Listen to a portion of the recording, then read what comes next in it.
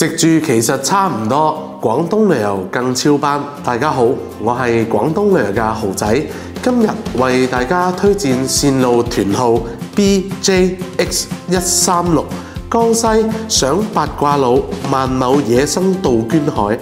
探高山草甸，2晚連住江西版黃龍九寨溫泉，無限任浸雙料溫泉，食足9餐，純玩3天團嘅。咁我哋呢個行程嘅特色呢，首先會去到我哋嘅4A 級景區八卦嶺，享有4季佳風光美譽以及萬畝天然高山草場、壯麗雲海、燦爛杜鵑花海而聞名嘅。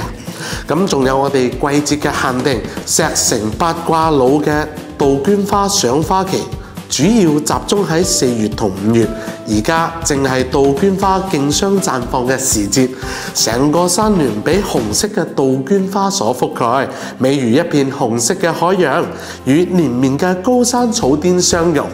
彷彿置身於童話世界之中啊！咁當然少唔得我哋嘅國家5A 級景區瑞金，我哋嘅飲水思源啊！呢度有家喻戶曉嘅吃水不忘挖井人嘅故事，象徵住希望同溫暖。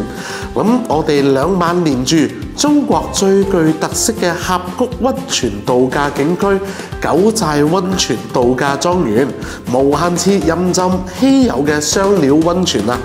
仲有我哋豪嘆美食，保證全程包足9餐，5餐同晚餐都保證係10餸1湯嘅。咁聽起身係咪好吸引呢？心動不如行動啦！快啲叫埋你哋嘅親朋好友過嚟一齊報名啦！